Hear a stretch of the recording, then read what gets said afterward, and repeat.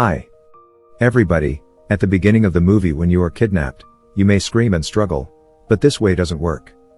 Instead, it will enrage the kidnappers. But this girl, she dealt with her kidnapper with composure and calmness, even though she was violated and kidnapped.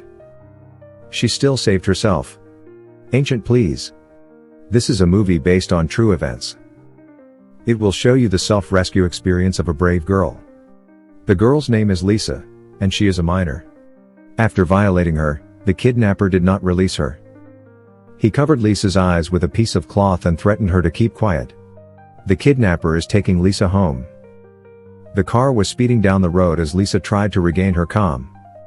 Yelling and struggling were useless. She had to protect herself in more effective ways. After about 10 minutes, the car stops, even though Lisa's eyes were blindfolded, but through what was left of her vision, Lisa could see the color of the carpet. She is also able to remember how many stairs she has traveled by counting them. It is the clue that she can get a hold of, but it's not enough. Lisa continues to look up and observe. She can see the size of the kidnapper and the fact that his usual hand is left-handed. Suddenly, the kidnapper orders Lisa to take off her clothes. Lisa can only do as he says, and she is pushed into the bathroom by the kidnapper. The kidnapper's rough movements made Lisa keep taking deep breaths, and she was afraid that she would be hurt.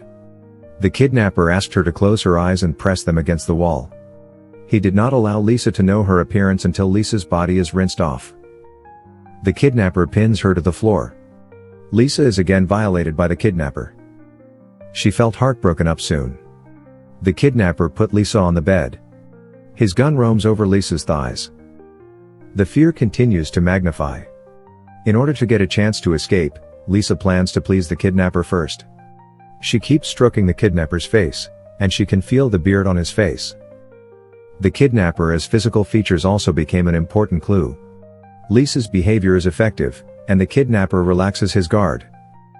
He even makes a sandwich for Lisa. However, the TV is broadcasting the news of Lisa's disappearance and the kidnapper's emotions are once again on edge. He blames Lisa's family for calling the police, and once again will bind her hands. Although the trust that had just been built crumbled, Lisa doesn't give up. With her continuous pleading, Lisa was given a chance to use the restroom. Lisa says she needs a little privacy and hopes the kidnappers can wait outside the restroom. Lisa's disguise convinced the kidnapper to trust her when the restroom door closes. Lisa quickly pulls off the cloth covering her eyes. First, she locks the restroom door, then looked around the restroom, although she can't find any chance to escape. Lisa looks at herself in the mirror. She encourages herself not to give up. Soon, Lisa leaves her fingerprints on the mirror. She also do the same on the toilet bowl and many other locations. This would prove that Lisa had been here. Finally, Lisa is squatting on the floor and observing the kidnapper's shoes. The logo and size of the shoes will be clues. When the kidnapper realizes that Lisa hasn't locked the door, he is thunderstruck. He chokes Lisa and keeps questioning her. Lisa once again shows her softer side. She pours a glass of water for the kidnapper and reassures him not to be angry. The water seems to curb the kidnapper's anger, and he slowly calms down. And the kidnapper fell asleep. It is a good opportunity. Kept groping around the room until she found the phone. She couldn't wait to call the police. Suddenly, the kidnapper put a gun to Lisa's head. Her plan failed again, and it seems that the kidnapper won't trust Lisa anymore. Resourceful Lisa starts to lie. She lied that her dad was sick and she was very worried. She just want to tell her dad that she is safe. It would make the police give up their search. Lisa cried as she told the story. The image of a good daughter softened the kidnapper's heart. He trusts Lisa again and tells her to go back to bed. Lisa even asked the kidnapper to lie down on her body. As she played the role of a girlfriend when the kidnapper's eyes are focused on Lisa, she throws her hairbrush under the bed. Everything she has done is to create an opportunity to escape and leave important clues.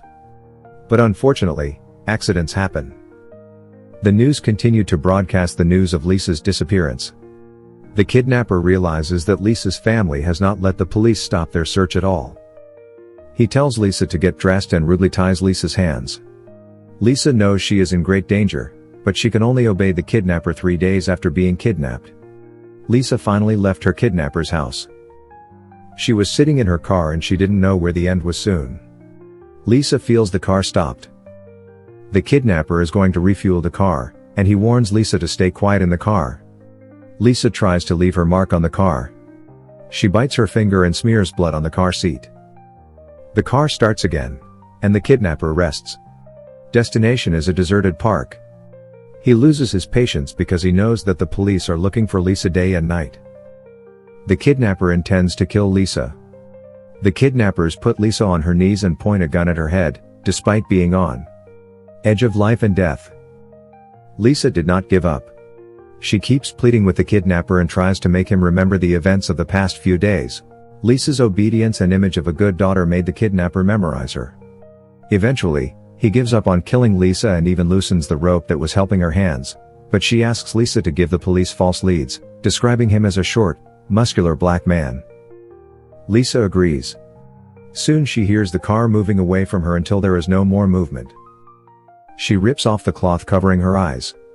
She looks at the free sky and cries aloud. However, the kidnapper sees Lisa running in the rearview mirror, and he suddenly regains his senses. He thinks Lisa will tell the police his true information. He quickly changes direction and rushes towards Lisa. Lisa didn't. He looked back. She kept running forward. Very fortunately, a police car on patrol appears and the kidnapper has to give up his plan. He gets very annoyed and keeps pounding on the steering wheel. After a long run, Lisa returns home. Lisa's arrival doesn't make her family happy. They even try to beat Lisa because they feel that Lisa has run away from home. Lisa cries and explains to her grandmother, who does not believe her. She calls the police to tell them that Lisa has not been in any accidents and has returned home safely. Lisa couldn't believe that her family was making her more desperate than the kidnappers. I can't understand Lisa, as family as attitude at all through Lisa's memories. We can get the answer. When Lisa was a child, her mom and dad had divorced. Mom was not capable of taking care of her two daughters, and Lisa was sent to her grandmother's house. Grandma didn't like Lisa. She even condoned her boyfriend to violate Lisa. She was not yet an adult, but she was no longer in school. She worked every day in a restaurant that was open 24 hours a day because the night shift paid more.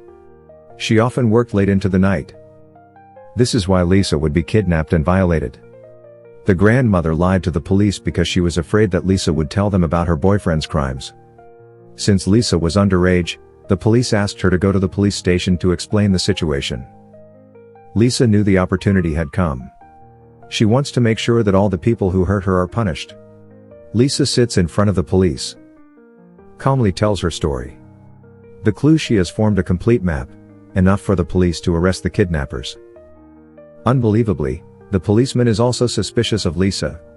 He thought Lisa had a composure and calmness that a female minor shouldn't have. The policeman's skepticism sent Lisa into a meltdown, and they can't continue the conversation soon. Two female police officers arrive at the office. They continue to ask questions based on the clues Lisa has provided. Lisa recalls the color of the carpet, the facial profile of the kidnapper, and many more details. The clues are so clear, but the police officers ask Lisa, "Do you watch a lot of TV programs?" Obviously they didn't believe Lisa either. They think Lisa is lying about her running away from home.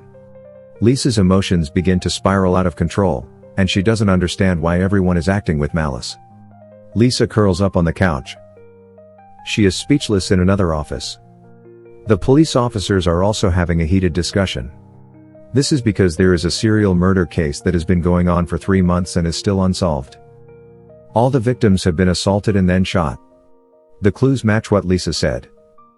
The sheriff to talk to Lisa, and like the other cops, he keeps his faith in Lisa. He keeps reassuring Lisa and encouraging her to recall more details. The car, the gun, the shoes with the kangaroo logo. Lisa provides more and more clues and even says she has left her fingerprints at the kidnapper's house. The sheriff wants to do a physical on Lisa, but they have to get permission from the family. However, it is Lisa's grandmother's boyfriend who answers the phone. He refuses the sheriff's requests. Even ordered them to let Lisa go home. His attitudes make the police suspicious. The police continue to question Lisa. Finally, She confessed that she had been assaulted by her grandmother as boyfriend. The police arrest him and Lisa moves out of Grandma's house. Yet with the kidnappers at large, Lisa's nightmares tee over. She wakes up every night and screams at the top of her lungs. She was terrified that the kidnappers would come for her. The sheriff arranged a safe house for minors to protect Lisa. There was a police officer on duty. There 24 hours a day, and no one could hurt Lisa. The investigation went on day after day, and the police had more clues. They drew a picture of the kidnapper. Per Lisa's description, Lisa also overcame the psychological barrier and returned to the crime scene again.